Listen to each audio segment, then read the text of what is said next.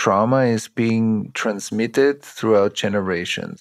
All the historical traumas, the Second World War, the First World War, slavery and racism in the US, the Native American genocide in the US, that unconscious collective trauma is co-designing our society and is co-designing organizations and workplaces. But it's co-designing it without being overt. It's not visible. The hurt has not been made explicit to us as children. We saw our parents fighting. We saw teachers doing crazy things. We see politicians do crazy things. And then we say, oh, that's how the world is. No, that's partly how the world is when it's hurt. Then we see all kinds of symptoms that seem like life, but they are not just life, they are life when it's hurt. And I think once we make that explicit, we can also begin to care for it. But if we don't put our attention there, it will just repeat itself. Welcome to the Work for Humans podcast. This is Dart Lindsley.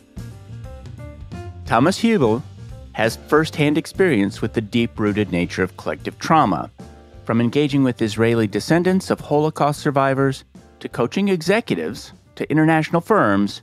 He has experienced just how deeply ingrained and persistent collective trauma can be in society. For over 20 years, Thomas has been dedicated to leading dialogues on collective trauma across generations, professions, and cultures. Thomas is a respected teacher, author, and international facilitator specializing in healing collective trauma and producing cultural change within systems. With over 2 decades of experience, he's influenced over 100,000 individuals worldwide through his writing, his teaching, and his workshops. In this episode, Thomas and I talk about trauma in all forms, from intergenerational and collective trauma to trauma within companies. We also discuss key takeaways from the book Attuned, Post-Traumatic Learning and Healing, what it feels like to work in a healthy company, and other topics. As always, if you find this episode valuable, be sure to subscribe to Work for Humans wherever you listen to podcasts. And now, I present my conversation with Thomas Huebl. Thomas Huebl, welcome to Work for Humans. Thank you. I'm happy to be here. Work for Humans is a show about how we might design work better. The experience of work, our life at work, our spirits at work. And when I ask the question of different people, like I do on the show, what needs to change for work to be better? Some people say technology, some people say policies, some people say processes, but for others, the answer to the question is oneself. That is oneself that one needs to work on for work to be better. And so Shalini Verma, who you know, came on the show, and that's the way she answered the question. Her show was about trauma-informed management. It immediately became the most popular episode I've ever produced. And it stayed that way ever since. And so when she was wildly enthusiastic, which she is, about your work, I wanted to know more. And so thank you very much for taking the time to talk today. I want to start by talking about your book, Attunement. Let's start by what inspired you to write that book. Let's see, I've been working on collective trauma all around the world for more than 25 years. I wrote my first book, Healing Collective Trauma, about what is systemic trauma, because trauma often is seen as a very personal experience or issue. And I wanted to make a point that it's also systemic. And that's why I think it's also relevant for organizations. And then I wanted to write a book that addresses more our personal capacity to develop the remedy for trauma, which is relationships, or the capacity to relate. And attunement is a way how we train our nervous systems to be more relational. So then I thought, okay, let's call the book Attuned, and let's talk about the various ways how we create real psychological safety, because psychological safety is a buzzword, but I'm not sure that we always know how to create it. And so the attunement of one nervous system with another, it creates safety. When we feel felt, I feel you and I feel how you feel me right now, That's the data connection between us. And then communication is what happens within that data connection. And I think if the data connection is a bit choppy, the communication is also not that great. But if it's open and flowing, then it feels much more conducive to true understanding. So that ends the process of individual, ancestral, and collective trauma and trauma healing was very important for me to frame in one book. And so these two aspects, attunement, relational capacity as our superpower to deal with trauma, was my motivation. Fundamentally, what is trauma? Yeah, trauma has been stigmatized and often misunderstood. When we speak about trauma, we are not speaking about the adverse situation or the difficulty or the very life-threatening situation we are surviving. We are talking about the internal mechanism. We can call this also the trauma response. So what happens in an individual or a group, an organization, a society, a country, when something strongly overwhelming happens to us, or we experience something strongly overwhelming, it means the computer is overloaded. And the trauma response, I believe, is actually a super intelligent mechanism that helps us to survive better. But it has a price that we pay later. But in that moment, the trauma response tries to save us, and it's thousands and thousands of years old. So evolution developed that mechanism because many of our ancestors had traumatizing experiences. So we are not the first ones that experience trauma. We just call it that way now. And what happens in the nervous system is that there is an excessive stress. That stress leads to strong fight, flight, or freeze responses. And there's another mechanism that says, okay, there's such a strong overload that we are able to shut down the overload to still act in a way and save ourselves or get through the situation better. And from the moment we shut down, that part gets dissociated and shut down. So there's two. From that moment on, we are looking through like a window with a crack. And that's why the trauma symptoms, when we get triggered, we often say, why am I so overreacting in some situations? Yeah, because when something pushes that unconscious trauma that lives from that day on in me, then I get either very stressed out and I start to express fight or flight symptoms. I either become very angry or I want to go out and go away, or I become numb, absent, indifferent, shut down. I don't find my voice. I feel mute.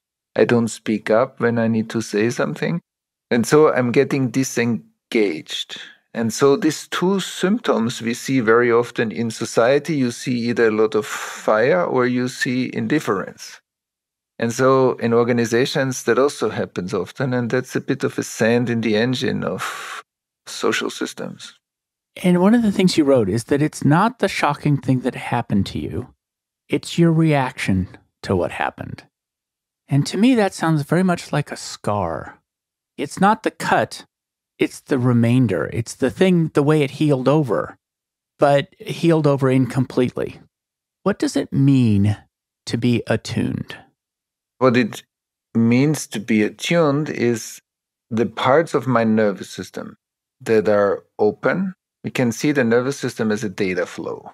It's like a great Wi-Fi system that informs our whole body and informs how we experience the world. So it's flowing. Where my nervous system is not traumatized and is open, I can feel you. I can feel you. My body can feel your body. My emotions pick up on your emotions. My mind understands your mind. We are sitting in a space that feels close together. We can explore. We can even disagree in that space, and it's still we are together. So attunement, it's like when you listen to music. Every time we listen to music, we attune to music. And even if you sing, you hear a song that you like and you sing along, so you're attuning to the different tunes of the music. And relational attunement is the same. When I feel you, I'm feeling your movement. because your nervous system is also moving. So there's one river, there's another river, and there's a confluence. And that's how we feel each other. But where I carry pain myself, or I'm a bit withdrawn, or I carry a lot of stress in myself, it's harder for me to feel you. So that's why attunement is often compromised or limited. And these are the areas where we can recreate some trauma from the past again between us. But attunement is resonance, is fluid resonance between us. I want to understand collective trauma better. Part of what I want to know is, where does it reside? Is it in each of us? Or is it something that is between us? If you could give an example of collective trauma and potentially the collective trauma that you witnessed that led you into this field. Let's say what led me into the deeper studying and deeper work on collective trauma was that in my groups that I ran in Europe, a lot of times the Holocaust and the Second World War played a big role. And then I understood two things. I mean, that I intellectually understood maybe before, but that I more viscerally or experientially understood in being in spaces where that came up over and over again, is on the one hand, how trauma is being transmitted throughout generations. So people that have survivor ancestors of the Holocaust, for example, or people that have ancestors that were part of the SS or the Nazi regime in Germany. So how either the trauma of the transgression or the trauma of being victimized is living on and is being passed on through the generations. So that was one thing I much more understood in the process work with people. And then the second thing is that I understood, okay, we are all living in the archaeology, all the historical traumas, the Second World War, the First World War, the Civil War in the US, and slavery and racism in the US, and Native American genocide in the US.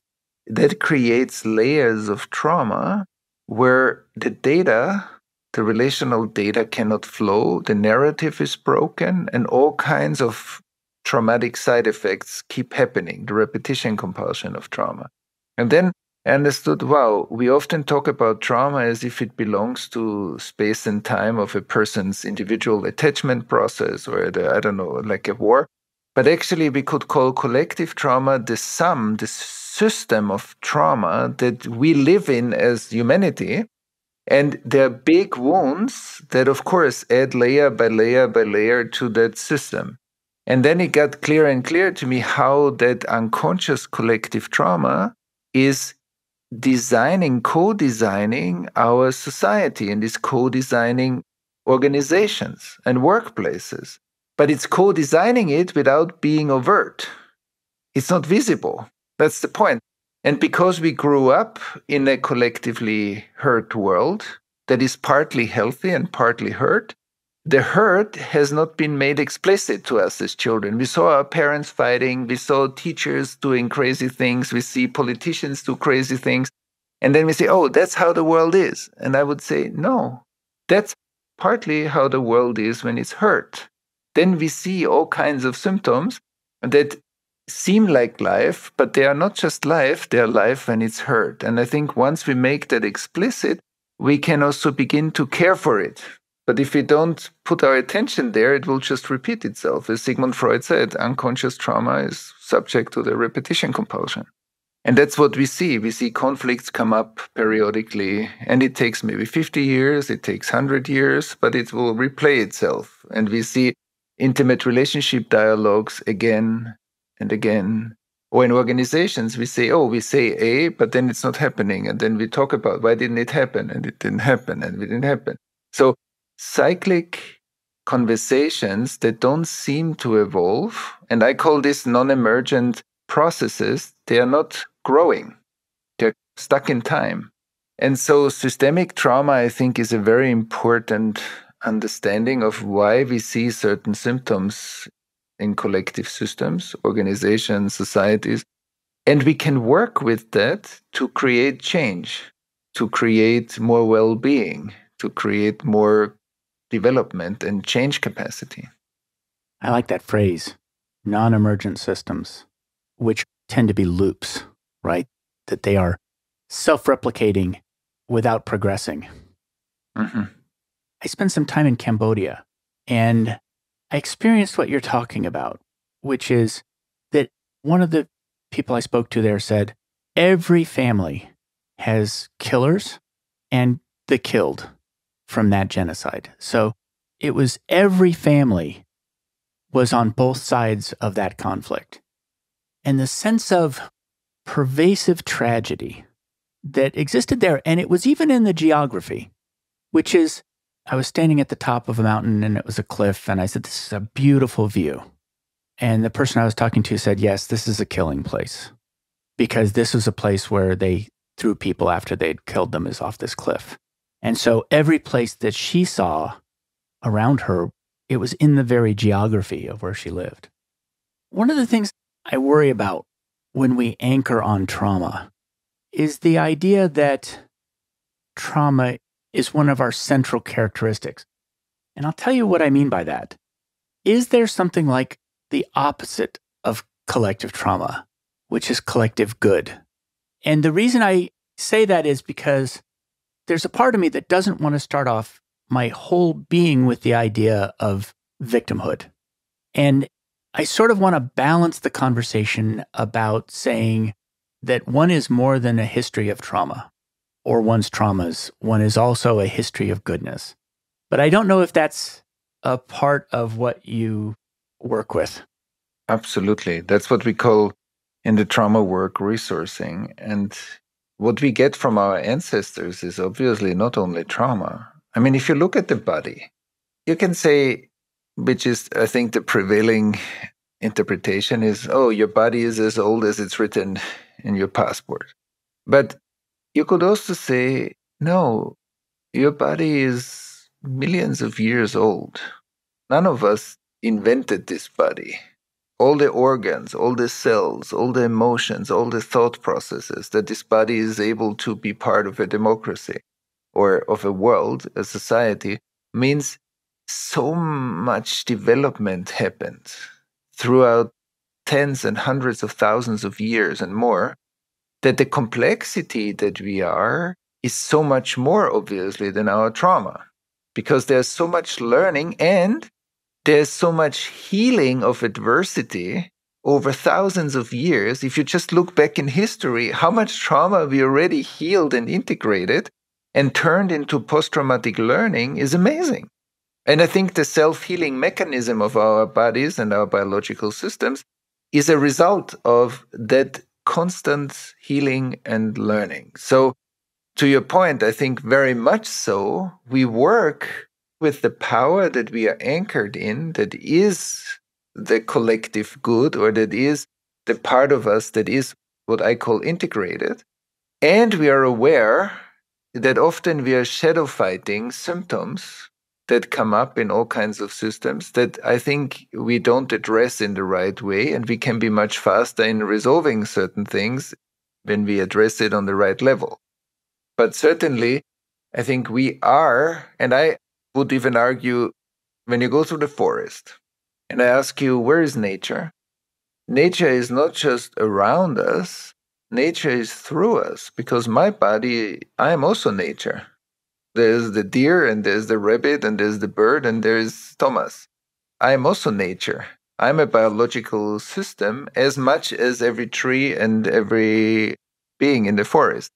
And when we ask where is society, society is not just all the other people.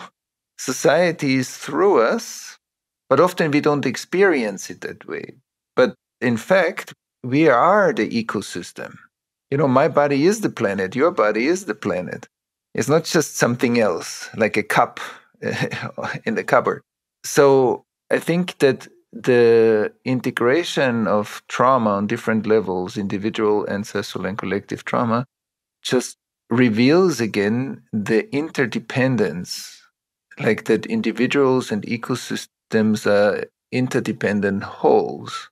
And so it really matters how we talk to each other. It really matters how much waste we throw into the ecosystem, because eventually It will end up in our food chain. It will end up in our social systems that come back to us, and we eat what we produce. And so when we look into organizations, that's true too. If you create a very toxic environment around yourself, you will eat toxicity. And if you are generous and you're connected and you're willing to resolve and you're transparent and authentic, you'll create that kind of ecosystem around yourself. And so I'm very much with you that we want to work because that's the only way how to heal trauma. And then trauma healing is post-traumatic learning, and it adds to the collective good. So it actually gets transformed into more of the collective good that we want to see in our world. And I believe at the base of trauma healing, we actually create more ownership of trauma and of transgressions. And we enter an ethical healing process too, because often trauma has been inflicted through transgressions of ethics. And so I believe the healing and the learning, the post-traumatic learning, is actually an ethical upgrade. And I guess right now in the world, we are dealing with AI, we are dealing with nanotechnology, we are dealing with all kinds of genetic engineering. Having a solid ethical grounding, I think, is very important. And some of that learning we didn't have yet because it's still frozen in the collective trauma. I love the phrase post-traumatic learning. It's a very powerful phrase. So first of all, one of the things that is throughout your writing is this idea that our edges are not our skin, which is that, sure, our edges are our skin, but there's a signal that's flowing through us.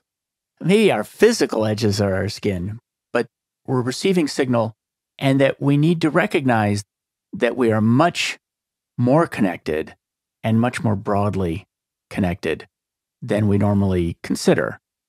And so when I think about a company and what it's like to be inside a company, how does trauma occur and manifest inside a company? And a part of the reason I ask is because I argue that we're all bigger than the companies we are in, which is that every single one of us is more complex than the company that we're in. And a part of the reason I believe that is because the company is largely a manufactured object, and we can only manufacture things that are of a certain complexity. And so, how does trauma arrive to a company?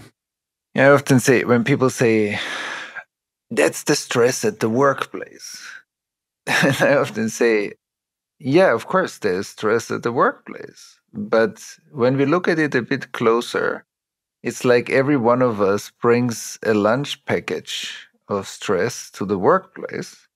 And then we are having lunch together, and we call it stress at the workplace. But we need to also look a bit at the root cause, why we are experiencing it, co-producing stress, and why we often create organizations that their structures produce that. So 3 elements. And when we look at it, many of us experience some kind of either big T trauma or small t trauma. So it's not always the same intensity, but many of us experience that we get triggered. Sometimes when we get triggered, we get either very stressed out, maybe aggressive, or maybe we get very scared, or maybe we become very distant. We become indifferent. We pull back. We are not anymore fully part of what's happening. And all of that, I would argue, are trauma symptoms of certain intensities.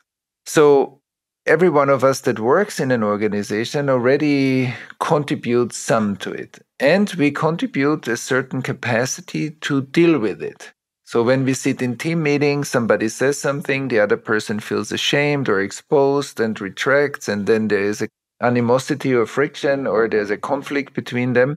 Many of these processes, if there are thousands of people having such kind of processes, then the trauma affects the way the workflow and the intelligence of the collective is processing the workflow. It kind of downgrades a bit the collective intelligence. And sometimes organizations also go through traumatic events like strong layoffs, cost cuts, scandals that they have, or organizations that did a lot of environmental harm or social harm. And even COVID, look at COVID. We had 2 years of crazy global pandemic that did so much change in the world, but we didn't stop and say, hey, wait a moment, let's just slow down for a moment and see what happened to us now. Where is our capacity to digest? And so often we are so driven, and there is a difference between urgency and trauma stress. Trauma stress is a non sustainable way of working, living, creating societies, and also creating an economy world that is actually exhausting natural resources. But that's what trauma stress does in everybody. So if we carry it inside, how do we want to create a society that is sustainable if we cannot even live sustainably in our body? So that's one thing to think about. That's why what Shalini said also in the conversation with you is it starts with us. It needs a change inside that we are able to create systems that reflect the way we want to live together or want to work together. And the other thing is that once I know, okay, sometimes things are urgent, but in a regulated nervous system, there can be urgency. There can be lots of intense projects. That's great. But if I cannot sleep because of that, or if it affects my family life, or if it affects my health, then something doesn't work in the regulation. And then my nervous system needs to learn something. And so I think there are many ways how trauma affects organizations, because many of us carry some trauma and organizations experience trauma, but we don't often make the space to say, oh, there was a big layoff. Many people feel scared. That creates a distrust between employees and organizations. Let's slow down for a moment. Let's create big spaces where we listen to each other. Let's create a space where I want to hear how you feel with the fact that 2,000 people have been fired. And let's digest this. It's like we all understand that food needs to be digested, but we often don't make the space that the psychological impact that we experience in certain situations needs to be digested and integrated. And I think that's a function of a regulated nervous system knows when I need to slow down for a moment, digest what I experienced, and then speed up again. And I think at least in many organizations that I see when I work in organizations, that muscle of digesting the impact that certain things have in the organization or outside, or also organizations that did a lot of harm in whatever, indigenous populations. To heal that and restore that is very important for healthy ecosystems. And I think that's one element that needs to be strengthened in many organizations, that we see that both speeding up is important, but sometimes slowing down to integrate something that we can live even more sustainably together. And I think employee motivation, trust, psychological safety, creativity will grow when we do that. I think I've seen those things. And some that you didn't mention too, which is that layoffs, for instance, create a sense of betrayal and a sense of fear. And so there's this residue where people will overreact out of fear. I've also seen it where a company goes into a market and they fail in that market. And from then on, they are terrified of that market. In other words, there might be another opportunity there, but they actually have a fear. And it's because they committed a lot of their time and their energy and their passion to something that ultimately wasn't successful and was shut down. And they don't want to go back to that place. So I see that in organizations. And not only that, but if you're new to the organization and you don't know that that trauma is there, you might say, let's go into that market. And you don't know why nobody can even talk to you about that. They're like, no, we can't go into that market. And so the whole organization has a memory. Absolutely. When you say that a company or an organization has darkness in it, what do you mean? What I mean is absence. So let's say the first time I flew to Kathmandu, to the Himalayas, and I sat on a plane and I looked down at Kathmandu and I said, Wow, that's very interesting. Because in Kathmandu, they need to turn off the electricity in quarters of the city to save electricity. For 3, 4 hours, they save electricity in different quarters.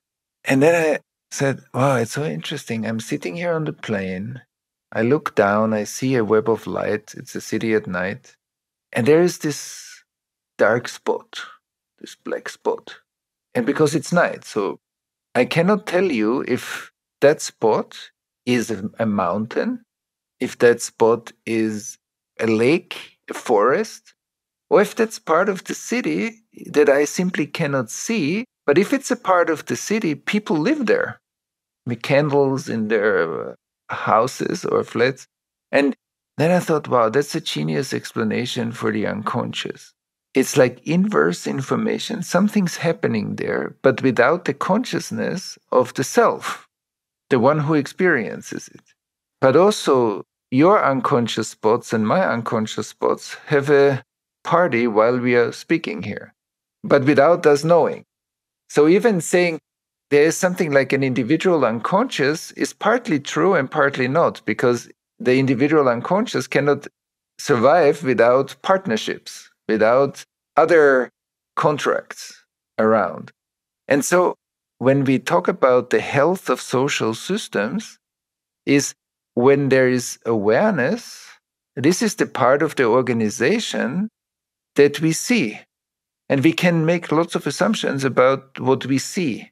But there are no post-it stickers to the part of the organization that we don't see, that is having effects. And every organization has shadow sides, has biases, either racial biases, gender biases, whatever, all kinds of biases that are results of not being aware and not having done the right work to open those up. I think more and more innovative organizations are putting a lot of their resources in opening those biases so that, first of all, it's a more diverse, inclusive environment. And it also takes care of exactly what you said. I also saw this in organizations that you see, like we are talking about something, but we are hitting a strange, dense area. I say, what's happening? And what's happening is that we are hitting a prior small or large organizational trauma that there's a place where we can't go. But when we cannot go there, we project the past into the future. So we limit ourselves by experiences of the past. Had we had a process that integrates that, as you said before, the fear to go into this market, it would generate organizational post-traumatic learning, which makes us wiser as an organization. So yeah, there was something that didn't work. We really look at it, we integrate it until we are not afraid anymore, and then we can feel if it's right or not to go there again. But that's much more open. And I think that often doesn't happen. And also layoffs that then we see a dispersion, a bit of a fragmentation in the organization. People become less committed, more with themselves because of the fear. And that's not good for a collective purpose. That's not good for a collective motivation to really work for the higher purpose of an organization. So I'm very much with you, but that I think it's very important that we don't know what we don't see. And we need to be humble to a certain extent to reveal the unseen aspects of human systems. This is an unusual question. I want to talk about mysticism as a legitimate way of knowing. And the reason I bring it up is that the word mysticism is used to sort of throw away people's ideas. That's just mysticism. On the other hand, in the history of knowing, mysticism has had a place. And you refer to it in your book. And you also speak a lot about contemplative practices. One of the phrases I love in this book is that contemplative practices allow us to host others within ourselves, which I think is an incredible phrase. How do you think of mysticism as a way of knowing? That's a beautiful question. First of all, as you said it already, let's imagine thousands of years, people practicing contemplative practices, meditation, prayers, all kinds of spiritual practices to deepen something in themselves. Thousands of years, many people in lineages, being it Tibetan Buddhism, Judaism, Christianity, or other free spiritual practices. So there must be something. And then until neuroscience showed us that meditation is good for us, and now mindfulness is such a buzzword, for thousands of years, mystics or people in those traditions said that. So it's not that it was entirely new. Now science gives their kosher stamp and say, okay, that's a good thing. Okay. So there was some kind of knowing already, like a wisdom in us. And let's say that wisdom traditions all around the world have a certain level of knowing that is generated through intimacy with the process. And there is conventional science that has experimentation as a way of knowing, which is very legitimate, but deep internal guided processes that are being supervised generation after generation also have a legitimacy. This is also an experimentation. And so what the wisdom traditions also teach us, that what in modern terms we call authenticity is a congruency in our own nervous system. The transparency and honesty and compassion and love and presence are things that we would put, in your words, into the category of the collective good. I think many people would agree. And that the wisdom traditions say developing compassion so that we experience less hatred and more capacity to include, as you said, to host and to create unification or create connectivity. These are all great things.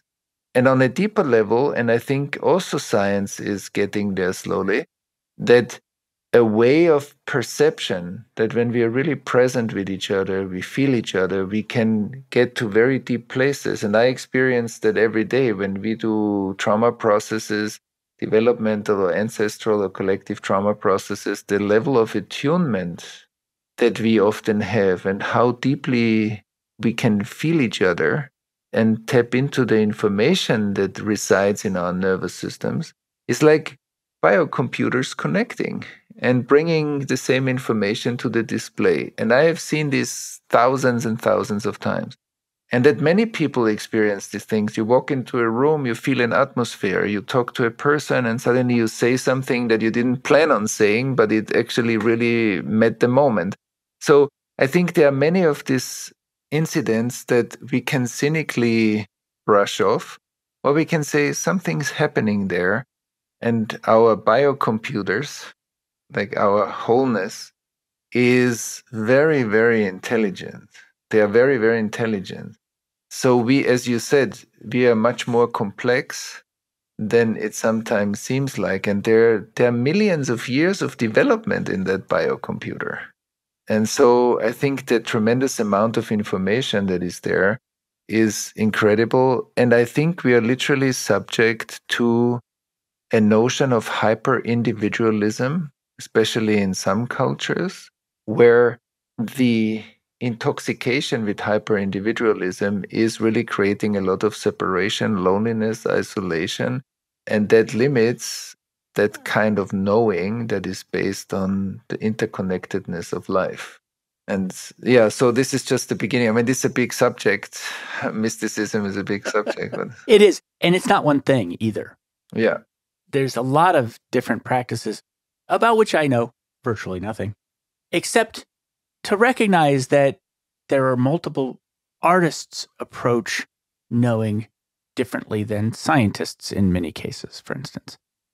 What is the individuation loop that you describe in the book? Because you were talking about just now how people can retreat into individuation. You describe an individuation loop. What is that? Yeah, that's a bit of a complex process, but to make it simple, I think we all go through our childhood development through different phases in different functions and also overall as until we mature. We are a mature human being. And what we essentially go through is from a very dependent state, where literally a baby is fundamentally dependent, to more and more autonomy, independence, and then that independence develops into interdependence. So that I can bring the autonomy movement back into authentic, deep, honest, clear relationships and be part of a society, an organization, a family system, a new family that I create. And all of that depends on my state of maturity.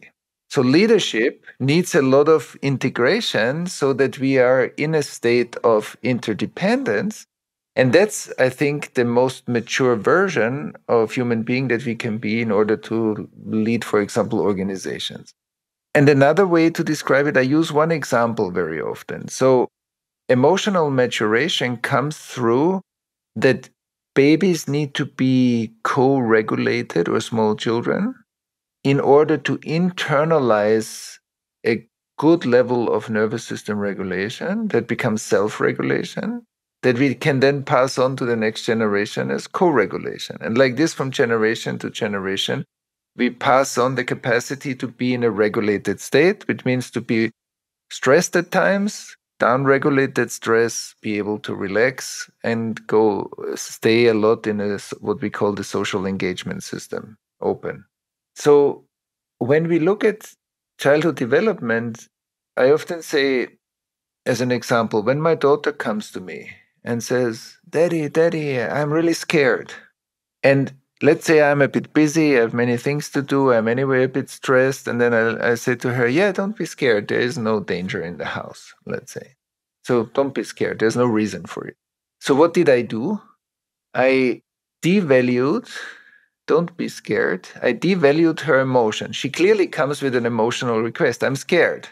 And I give her an intellectual answer when she has an emotional and physical request. I'm stressed, I'm scared. So the other version would be, I turn to my daughter when she comes, Daddy, Daddy, I'm scared. I turn to her, I feel her, and I say, yes, I feel you are stressed and scared. Come to me, come. When I say come to me, I create a resonance between my nervous system, my physical and emotional nervous system, that clicks into my daughter's nervous, or she clicks into mine. It's like a USB plug, click. And she feels felt. I feel you feeling me. She feels felt by me. She sees that she has my full attention. That creates a nervous system's co-regulation. Her nervous system relaxes the stress, downgrades the fear. She feels safer. And then I ask her, okay, tell me what happened. And then I bring rational leadership or parental guidance into the mix, but not the other way around. What that does is the second version creates intimacy, co-regulation, turns fear into safety. If my daughter experiences this over and over again, she will feel, when I am afraid, there's somebody that is there for me, that is safe. And she learns to regulate her own nervous system more and more fluidly. As she grows up, she takes over more autonomy of that function, and she can do it herself. And she gets scared, and she will feel there's always somebody that I can come to when I'm stressed or scared. Also later as a grown-up, when I run a company and then I have some issues that are scary, I'll find somebody to connect to. I'm not alone. I don't have to manage alone. People that don't have that will feel in their individuation loop that when I'm afraid, I'm actually on my own. I need to deal with it alone. And then I'll become a leader in an organization that doesn't reach out at the right moment when we really need it, has too much stress, too much responsibility on their shoulders, and actually feels often overloaded. And then when employees come, we also say, oh, no, it's okay. But we are not saying, come to me, come. I know you need something, come. I listen to you. Let me hear what troubles you. And sometimes this takes 2, 3 minutes, 5 minutes, and it's a completely different experience, creates a very different level of trust. And around a leader like that, you see an ecosystem of trust. People know, oh, it's not a pathology. I just have an emotional request. and I have somebody that listens to me. And so maturation is actually the capacity, as you said it beautifully before, that we can host other people inside of ourselves. We don't need to keep the discomfort or the stress of other people outside. I can feel it with you, and we ground it together. And then we look for solutions, because when we are in a regulated state, we are much better at solutions, finding solutions, developing solutions, and also being innovative and being willing to implement the innovation in the world. So, yeah, that's a little bit the flow. And it's yes, no, the freedom to choose between yes and no. In a mature self, I can say yes or no. I'm not bound to one or the other. Because for some people, it's also when we get a bit stuck in the independent part of the story, then we often behave like teenagers, that authorities or leadership in the organization, we create often a tension because we keep ourselves independent versus interdependent. And that also in many workplaces is an issue. Yes. Okay, I'm going to ask one more question. I could talk for a long time on this topic. Can you describe what it would be like? Imagine you grew a company from scratch and you grew it up in a healthy way. What would it feel like working inside that company? That's a good question. I run 3 companies. So let's see.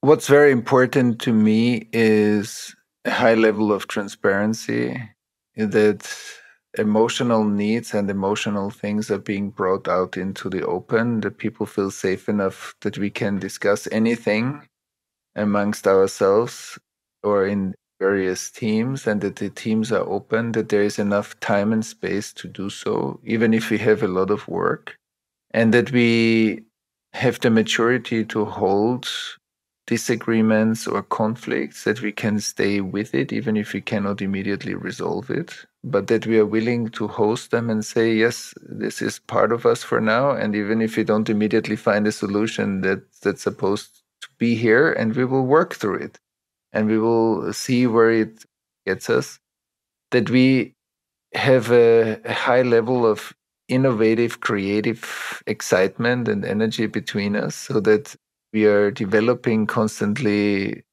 whatever is the product, what the content of the company, that it feels like it's an emergent process, and that we harvest the excitement as our motivation to do what we do. And that we feel, I think, in a company, it would feel like we have a mission in society, whatever that mission is, and we are contributing to society. And of course, a part of what we do is based on economy and business and revenue. And a part of what we are doing is a giving back to the society that is like an open giving. And I think that element, even if it's a smaller part, but that part, I think, is part of health. That's part of the collective good.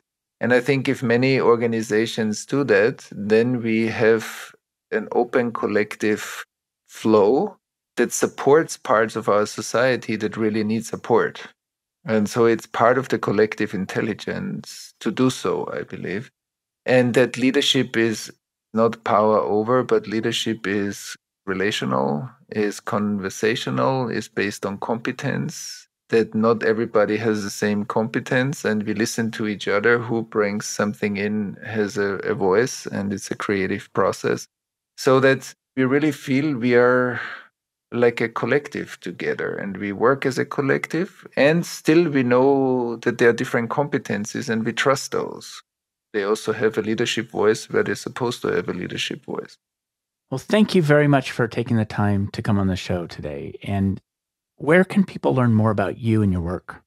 Yeah, definitely on my website, thomashuebl, huebl.com, thomashuebl.com. We have a big summit every year where we bring luminaries and great voices together to look at collective trauma, collective healing. It's the collectivetraumasummit.com. And we also have an NGO that works on collective trauma issues, the pocketproject.org, and my books, and a lot on the internet. Thank you very much for coming today. Thank you. It was a very lovely conversation. Thank you for the thoughtful questions and participation in the conversations. It was great. Thank you how you're hosting this. Thanks for joining me for another episode of Work for Humans. If you enjoyed this episode, please give us a 5-star rating wherever you listen to podcasts. And share the show with one person you think would get value from it. Believe it or not, this really helps us grow the show and reach more people who want to build the kind of work that people really want. As always, thank you to my producer, Jason Ames at Ninth Path Audio for his insights into content and his high standard for quality. Final note, the opinions shared here are my own and not the views of Google or Cisco Systems. Thanks again for listening. See you next time.